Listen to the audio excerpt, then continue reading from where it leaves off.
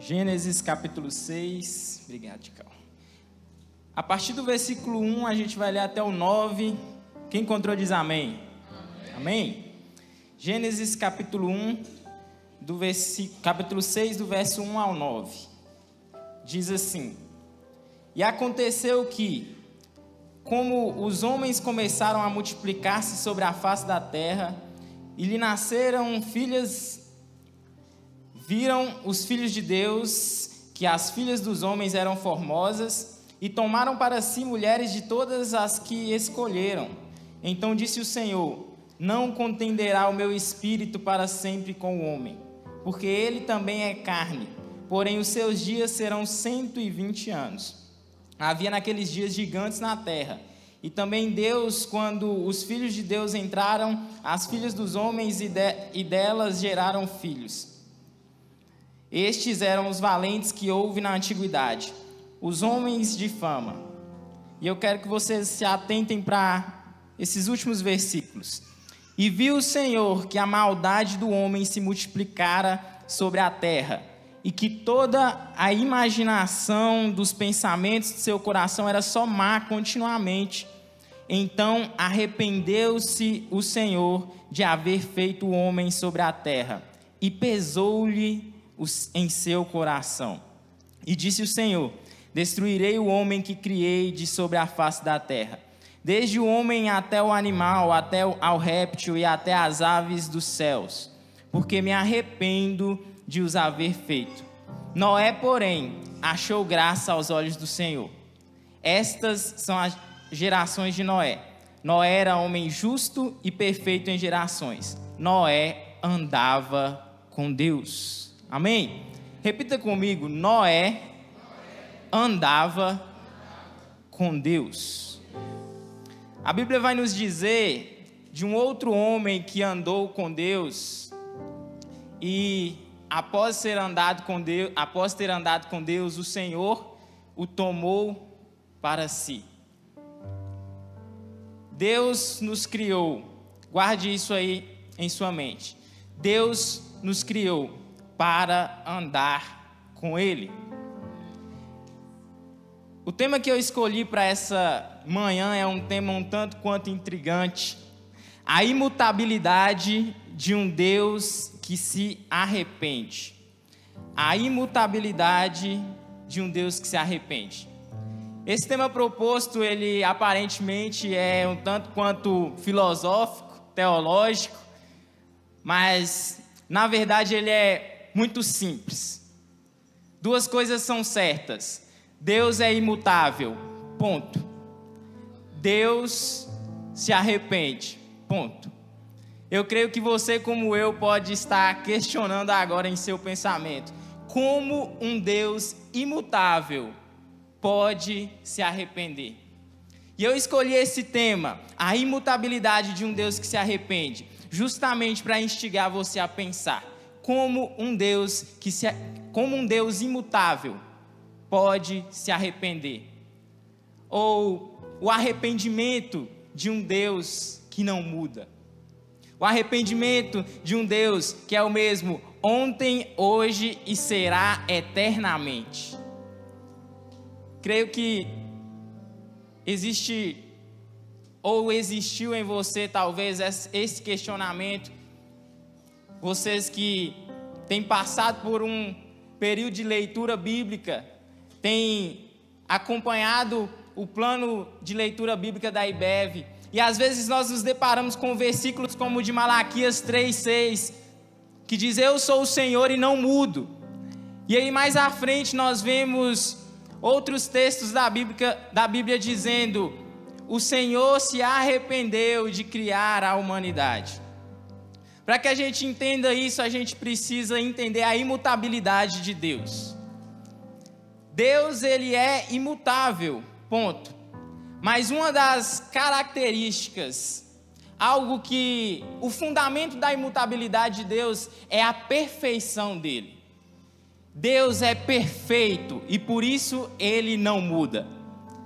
Eu creio que muitos aqui já em um dado momento da vida se depararam com essa frase: Deus é perfeito. E quem concorda que Deus é perfeito? Deus é perfeito e por isso Ele não muda. Aquilo que é perfeito naturalmente não pode mudar, não pode haver alteração, variação, porque tudo que é mutável, tudo que é alterável não pode ser perfeito. Aquilo que é alterável, ou ele está regredindo ou ele está evoluindo. O Senhor, Ele não regride nem evolui, porque Ele já é, e Ele é perfeito. O Senhor é perfeito, então por isso Ele é imutável. Não há nada comparável ao nosso Deus. Não há nada tão grande como o nosso Deus. Não há nada tão belo como o nosso Deus. Não há nada tão poderoso como o nosso Deus. Existe até aquela canção que diz, que foi ministrada aqui ontem também: não há nada, nada melhor, não há nada, nada, me ajuda aí, Flavinha, eu vou aprender com o pastor Leonardo aqui. Não há nada, nada melhor, não há nada, nada melhor, não há nada. Nada melhor, não há nada. Nada melhor que o meu Deus. Liz está falando ali já, tá bom, para de cantar. Mas eu quero que isso fique gravado em seu coração. Não há nada melhor que o nosso Deus. Não há nada tão grande como o nosso Deus. Mas se esse Deus é tão bom, se esse Deus é tão poderoso, imutável e como Ele poderia se arrepender? Como explicar o arrependimento de Deus? Será se Deus errou ao criar a humanidade? Nós, seres humanos, quando nós nos arrependemos, o arrependimento para o homem se trata de uma mudança de direção, porque nós erramos. Nós mudamos de direção, nos arrependemos de ter feito algo que não deveria ter feito como nós fizemos. Isso é o arrependimento natural do ser humano. Mas a resposta é não. Obviamente não. Deus não errou ao criar a humanidade. Ele não errou em nenhum momento ao criar eu e você. Inclusive quando Ele nos cria, antes Ele cria a luz, e o Senhor diz, e a Bíblia diz, e viu o Senhor que a luz era boa. Antes de nos criar, Ele cria a terra, e a palavra do Senhor diz em Gênesis, e viu Deus que era bom. Deus cria o céu, e Gênesis vai dizer, e viu Deus que era bom. Deus cria as vegetações, e viu Deus que era bom. Os animais aquáticos, as aves dos céus, os répteis. E Gênesis diz, e depois de ter visto Deus tudo que havia criado, viu Deus que era bom. E no último versículo de Gênesis 1, o Senhor encerra a criação com a criação do homem e o seu propósito. E a palavra do Senhor diz em Gênesis 1, nos últimos versículos, Deus concluindo a criação, viu Deus tudo o que havia criado, e viu Deus que era muito bom. Muito bom. Depois de o Senhor findar a criação, com a criação minha e sua, com a criação dos seres humanos, com a obra-prima da criação, com a coroa da criação, aquele que o Senhor entregou a Ele, domine sobre os peixes, domine sobre os animais, tenha domínio, conduza isso que eu entreguei a você, seja o mordomo. O Senhor, o Deus diz, tudo que eu criei é muito bom. Deus não errou em nenhum traço sequer da criação. O Senhor, quando Ele pintava esse plano perfeito, Ele não errou em nenhum traço sequer da criação. A única pessoa que errou nessa relação fomos nós. A única pessoa que errou na relação entre Deus e o homem foi o homem. Deus nunca errou. Deus, ao nos criar, Ele colocou dentro de nós algo que se chama capacidade de escolha. Nós somos formados por vontades, nós somos formados por sentimentos, nós somos formados por paixões, desejos, e eu, particularmente falando, não consigo conceber a ideia de um Deus que nos obrigaria a amá-lo, de um Deus que nos obrigaria a segui-lo, de um Deus que nos obrigaria a desejá-lo. Eu consigo apenas conceber a ideia de um Deus que criou homens com escolhas para escolher a Ele naturalmente. Eu não consigo conceber a ideia de que Deus nos obrigaria a amá-lo. Se Deus fosse essa pessoa, Ele poderia se apresentar como qualquer coisa, como um poderoso tirano, mas não como um Deus Pai. E Ele escolhe se revelar para mim e para você como um Deus Pai. E um pai não obriga os seus filhos a amá-lo. Um pai conquista o amor dos seus filhos. E essa é a intenção de Deus. Ele quer que você o ame por vontade própria. Ele não quer te obrigar a amá-lo. Deus, quando criou o homem e a mulher, Ele não estava interessado em criar bonecos de plástico. Ele não estava interessado em criar fantoches, assim como Ele não está interessado hoje em conduzir a vida de pessoas que não se relacionam com Ele. Ele não criou bonecos de plástico, Ele não criou fantoches. Deus criou filhos e filhas que escolhem por Ele, que buscam Ele, que decidem amá-lo. Deus colocou dentro de nós vontades próprias. Deus estava interessado em filhos e filhas que escolheriam andar e se relacionar intimamente com Ele diariamente. Esse é o desejo de Deus para nós. E Noé andava com Deus.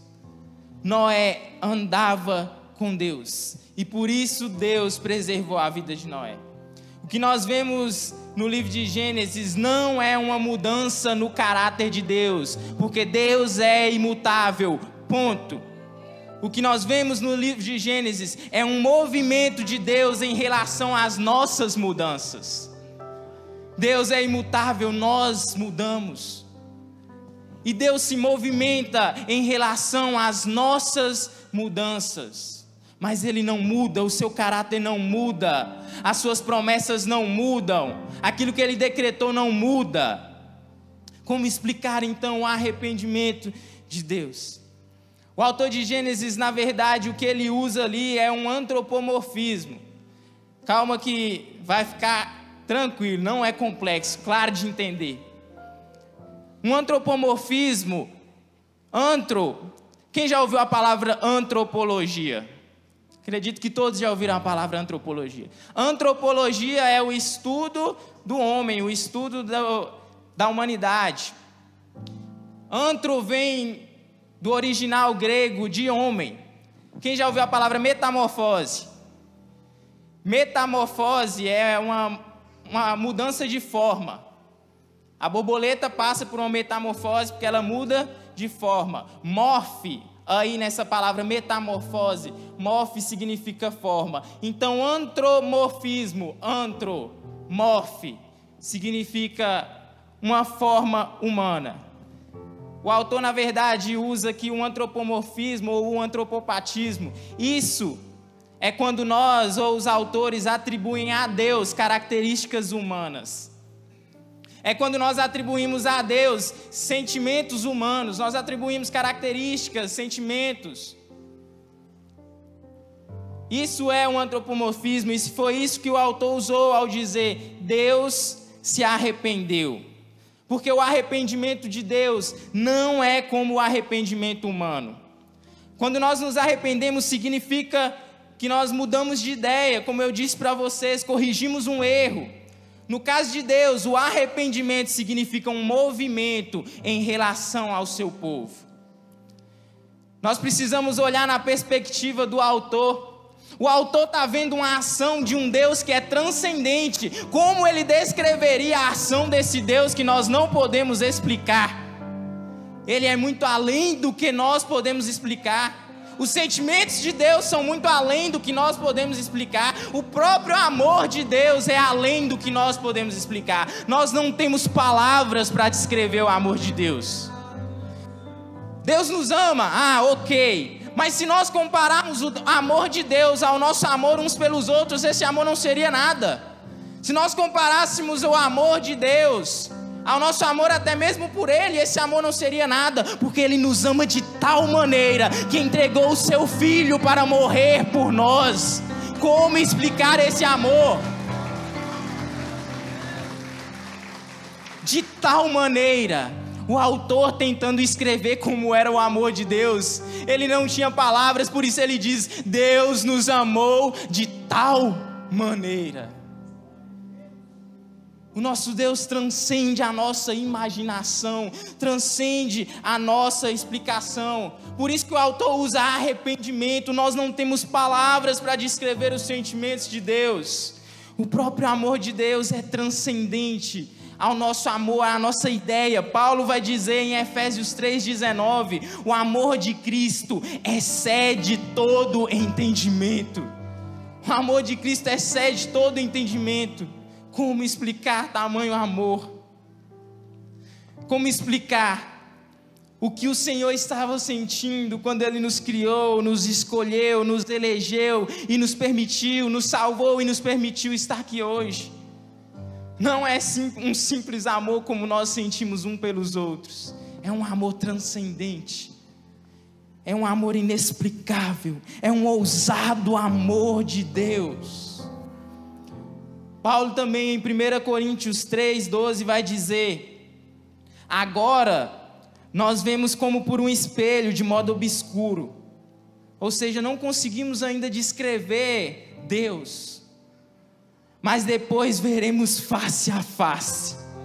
Agora eu conheço em parte, mas depois conhecerei plenamente, assim como também sou plenamente conhecido por Ele. Hoje nós conhecemos parte do que Deus é, mas haverá um dia que nós contemplaremos, haverá um dia que todo olho verá, haverá um dia que toda língua confessará que Jesus Cristo é o Senhor. Jesus Cristo é o Senhor.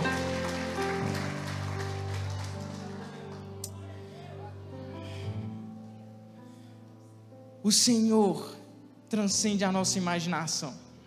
Quando o autor de Gênesis, ele então diz que Deus se arrependeu, não significa que Deus mudou. Pelo contrário, Deus permaneceu o mesmo diante do pecado. Sua santidade, sua justiça, elas permaneceram a mesma. E justamente os atributos de Deus, a sua santidade, a sua justiça, exige que Ele haja em relação ao pecado. Exige que Ele tome uma atitude diante do pecado, diante da rebelião do homem.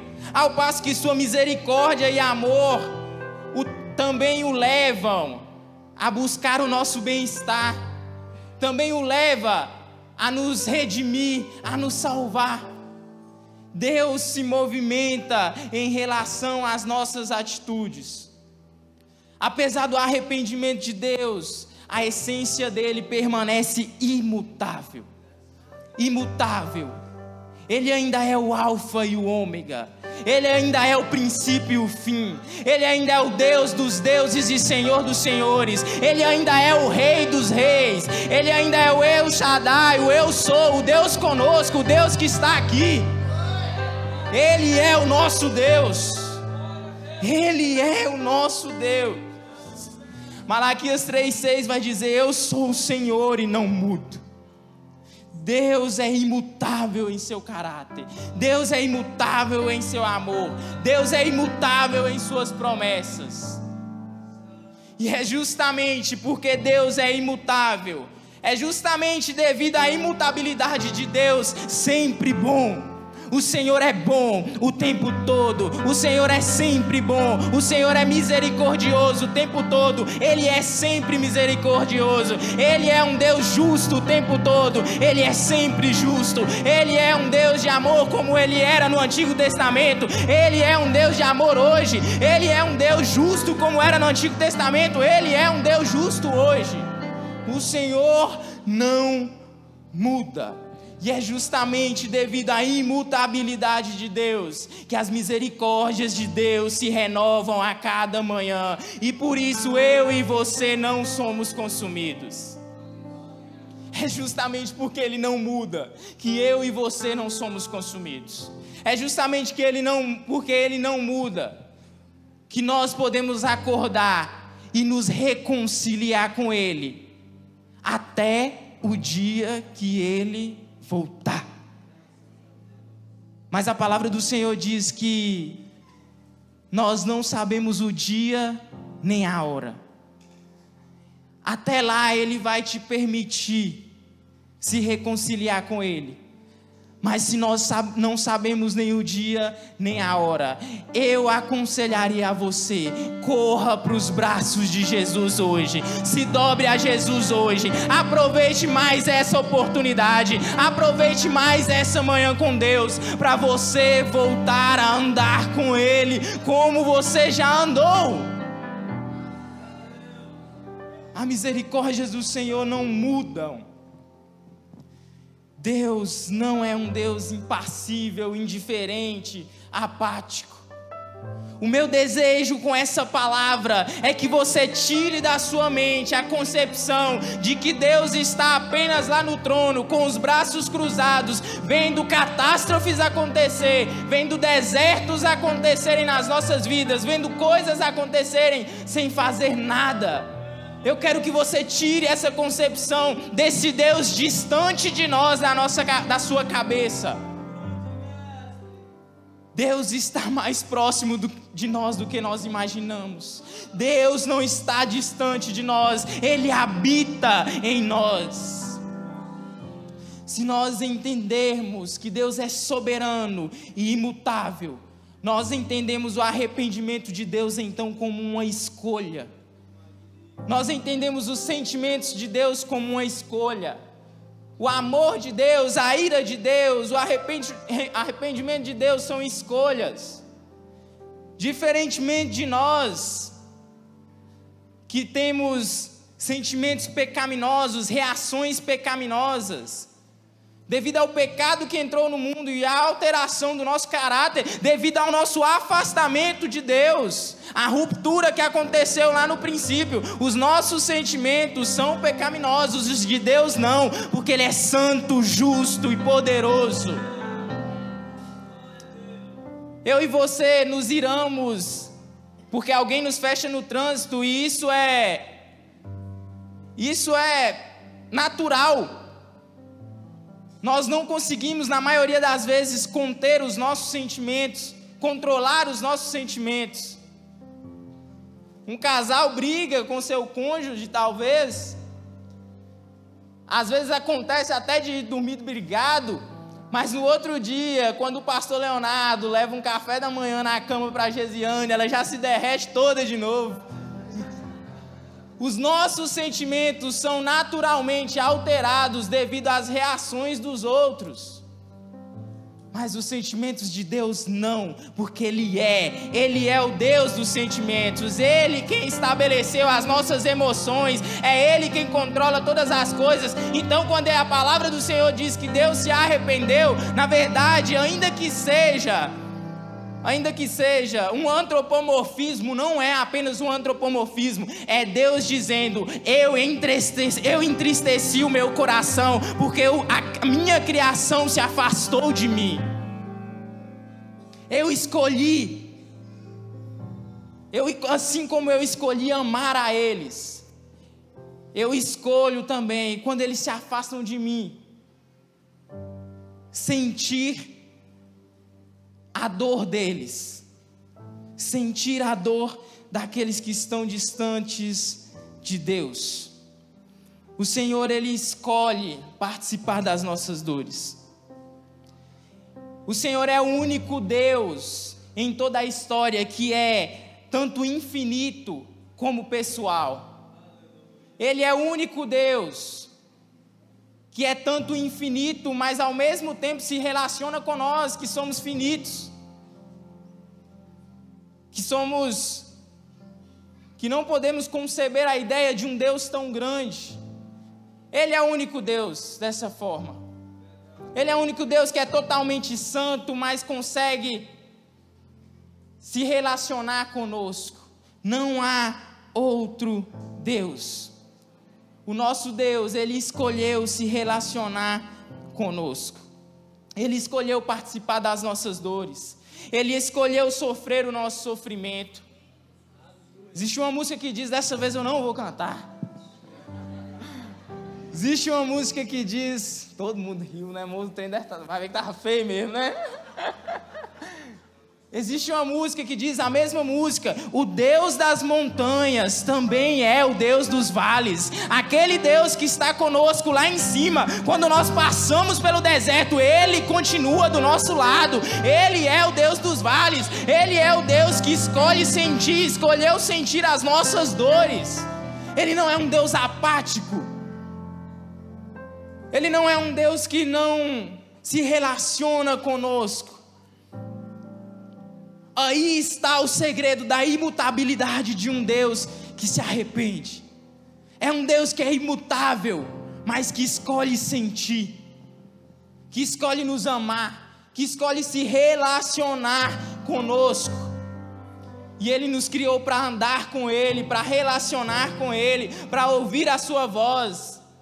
E quando nós escolhemos andar sozinhos, assim como Adão, que tinha a chance de escolher entre Deus e entre o mal, e escolheu o mal, e por isso andou errante pela terra.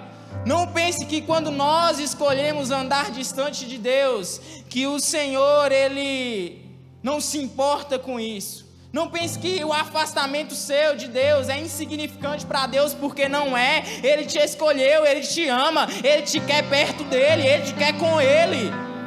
Ele te ama. Isso corta o coração de Deus, atribuindo sentimentos humanos a Deus. Mas o próprio Deus decide se revelar assim, como um Deus que sente quando nós estamos distante deles. O texto que nós lemos diz isso. Então arrependeu-se o Senhor de haver feito o homem sobre a terra, e pesou-lhe em seu coração. Quando Deus viu aquele homem, Adão e Eva, fugindo do propósito que o Senhor tinha para eles, se afastando de Deus, o Senhor se entristeceu. Ele nos criou para andar com Ele. Constantemente na Bíblia nós vemos esse Deus que se revela como essa pessoa que se relaciona conosco. Constantemente nós vemos esse Deus que, ainda que grandioso, Ele participa das dores do seu povo, por escolha própria, pois os sentimentos de Deus não são involuntários como os nossos. Os sentimentos de Deus são por escolha própria. Paulo, em Efésios 4:30, vai dizer: não entristeçam o Espírito de Deus, com o qual vocês foram selados para o dia da redenção. Dentro de todos aqueles que o escolheram, que o aceitaram, que o receberam, o Senhor deu-lhes o direito de serem chamados filhos. E dentro deles o Senhor colocou o Espírito Santo de Deus. E às vezes nós, se distantes daquilo que o Senhor tem para nós, entristecemos esse Espírito. Se distante dos planos que Deus tem para nós, entristecemos o Espírito de Deus. Mateus 23:37 também, Jesus faz uma afirmação que mostra o seu profundo desejo de redimir o seu povo. O Senhor diz: Jerusalém, Jerusalém, você que mata os profetas e apedreja os que são enviados, quantas vezes eu quis reunir os seus filhos, como a galinha reúne os seus pintinhos debaixo das suas asas, mas vocês não quiseram.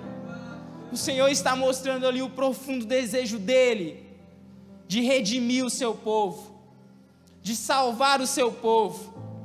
Jeremias 14:17, diga-lhes isto, veja só as palavras do Senhor, diga-lhes isto, que os meus olhos derramem lágrimas, noite e dia sem cessar, pois a minha filha virgem, o meu povo, sofreu um ferimento terrível, um golpe fatal.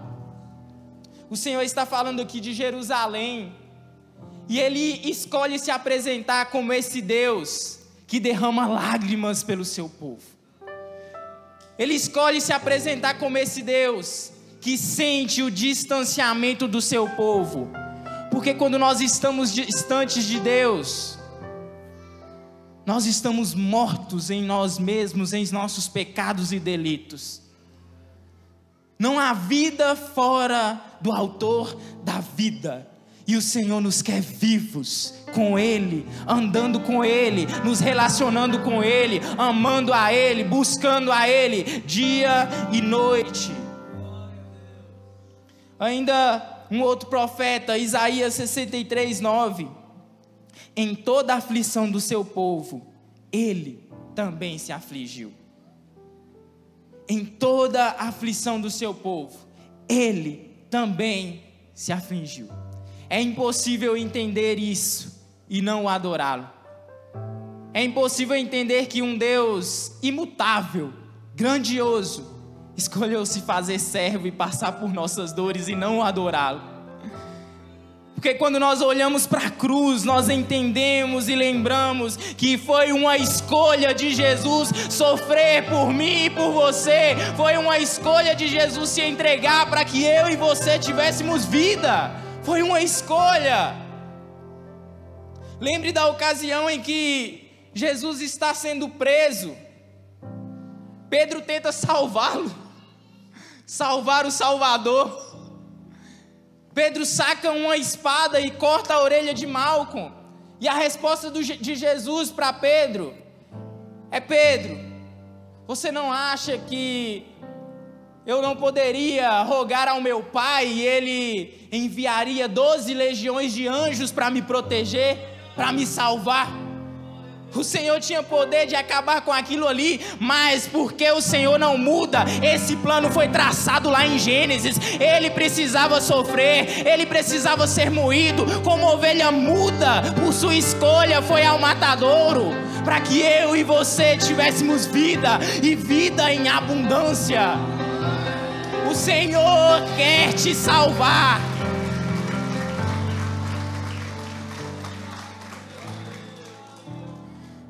Filipenses 2, 6 e 8, mesmo sendo Deus, não considerou que o ser igual a Deus era algo que devia apegar-se, mas esvaziou-se a si mesmo, vindo a ser servo, tornando-se semelhante aos homens, e sendo encontrado em forma humana, humilhou-se a si mesmo, e foi obediente até a morte de cruz, até a morte e morte de cruz, para que toda língua confesse, para que todo olho veja e toda língua confesse: Jesus Cristo é o Senhor.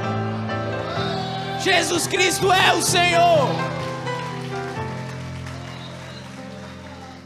Diante desse Deus imutável e pessoal, diante desse Deus soberano e ao mesmo tempo relacional, grandioso e ao mesmo tempo nosso amigo íntimo, nós podemos nos apegar em algumas certezas. E a primeira delas é: tudo que Ele prometeu vai acontecer.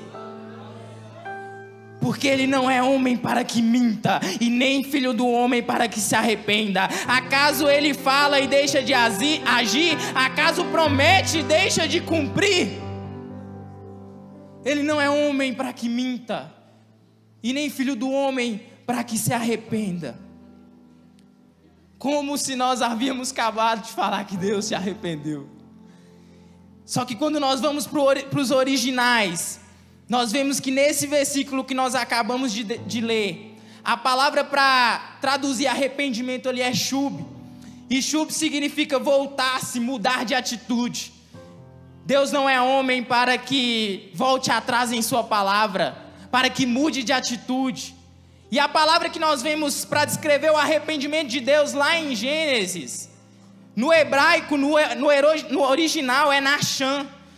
Nachan, na verdade, expressa um movimento de Deus em relação à atitude do seu povo, como eu já disse para vocês.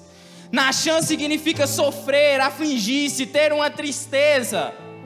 Era o autor tentando descrever os sentimentos do eterno. Era o autor tentando descrever o que o eterno sentia ao perder você. Era o autor com as suas poucas palavras, com o seu pouco vocabulário, tentando descrever aquele que é a palavra, aquele que excede todo o entendimento. Mas nós podemos nos apegar a essa certeza: tudo o que Ele prometeu vai acontecer. Ainda que as circunstâncias digam que não, vai acontecer. O Senhor não é volátil, o nosso Deus não é volátil como a economia. O nosso Deus não é volátil como o mercado financeiro. Às vezes nós nos preocupamos: será se vai haver dinheiro? Será se vai haver crise? Será se vai faltar água? Será se vai faltar pão? Mas o que Deus prometeu vai acontecer. Vai acontecer.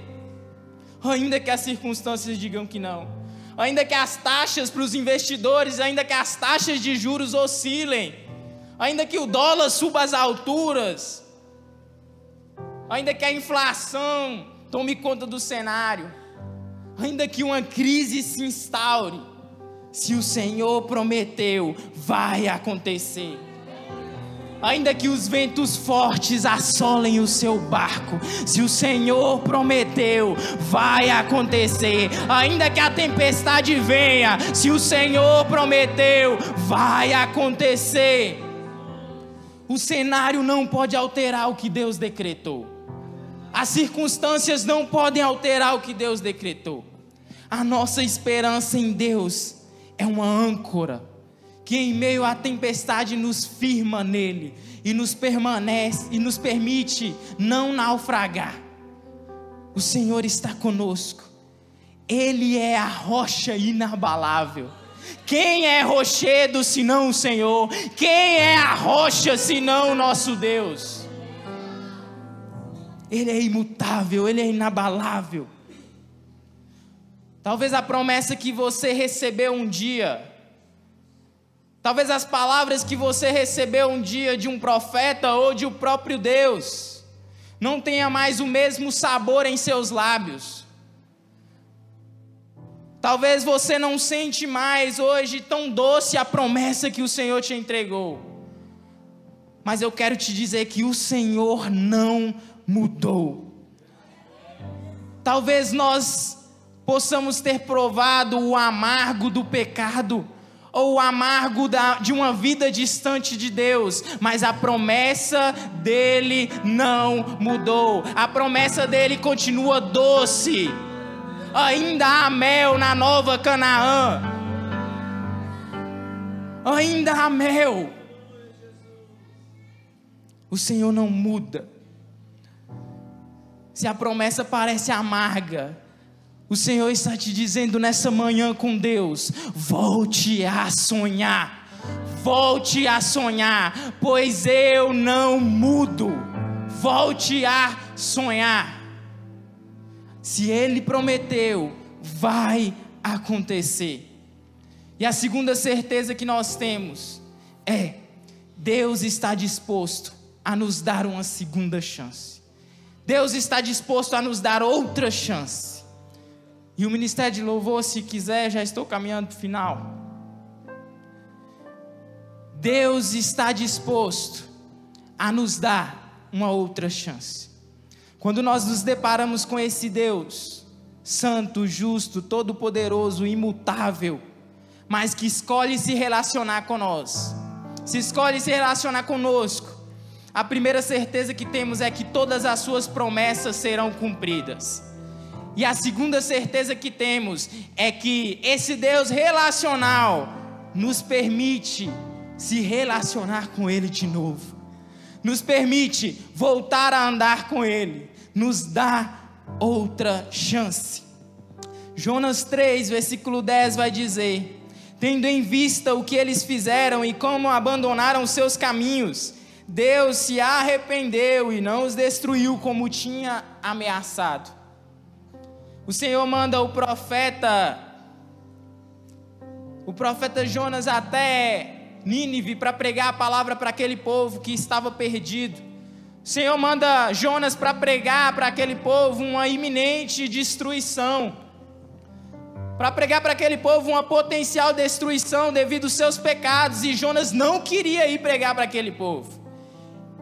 E por que Jonas não queria ir pregar para aquele povo? Porque Jonas conhecia o seu Deus, e Jonas sabia que o seu Deus era um Deus de segundas chances, era um Deus que dava oportunidade para aquele povo, e Jonas não queria ver aquele povo ser salvo, porque aquele povo blasfemava o nome de Deus, aquele povo se voltava contra Deus.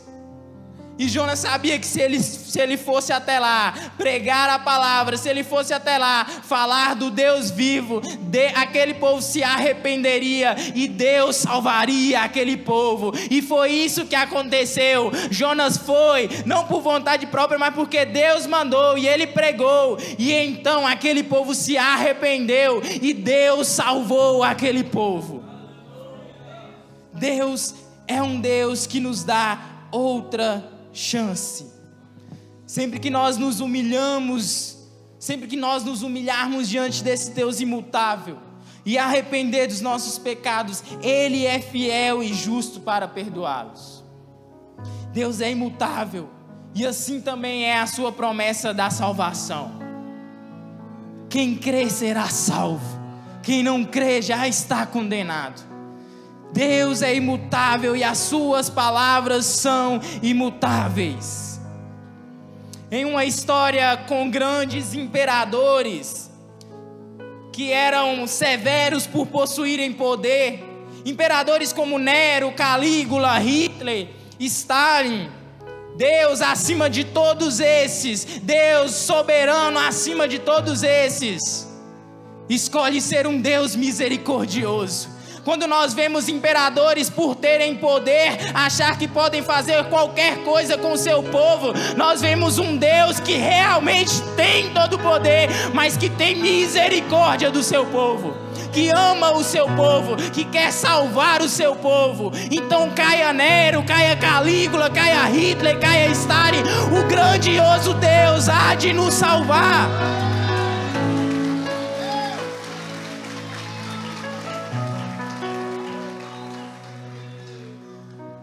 João 3,16 diz: porque Deus amou o mundo de tal maneira, Ele deu o seu Filho unigênito, para que todo aquele que nele crê não pereça, mas tenha a vida eterna. Pois Deus enviou o seu Filho ao mundo, não para condenar o mundo, mas para que este fosse salvo por meio dele. Quem nele crê não é condenado, mas quem não crê já está condenado, por não crer no nome do Filho unigênito de Deus. Romanos 10:9. Se você confessar com a sua boca que Jesus é o Senhor e crer em seu coração que Deus o ressuscitou dentre os mortos, você será salvo. Se coloque sobre os seus pés, eu quero orar com você.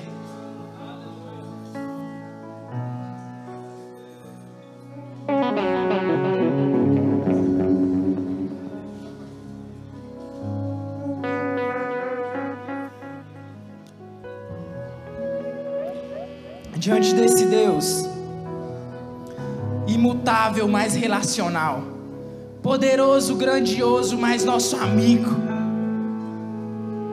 Rei dos reis e Senhor dos senhores, mas nosso bom Pai.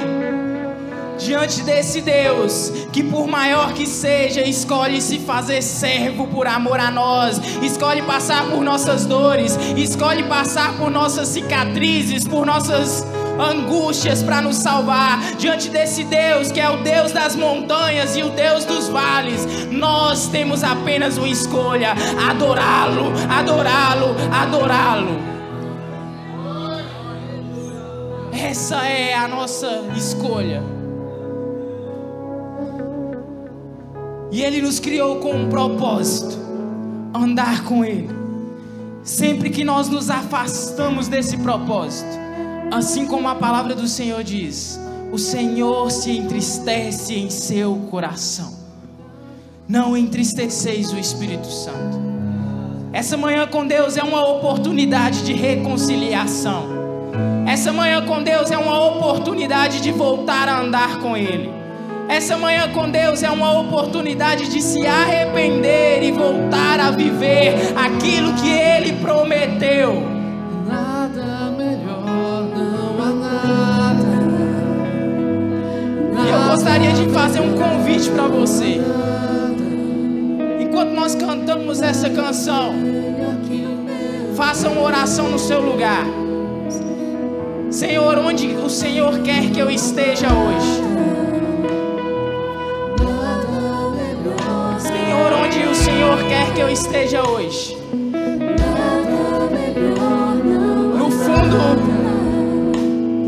No fundo da igreja, no fundo da história, apenas como um figurante, ou prostrado aos seus pés no altar como um participante da história, como um filho, como alguém que anda com Deus.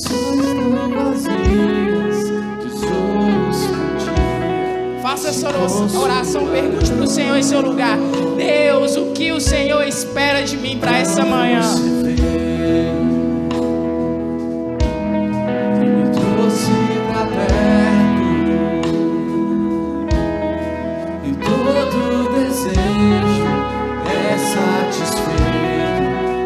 Seu amor.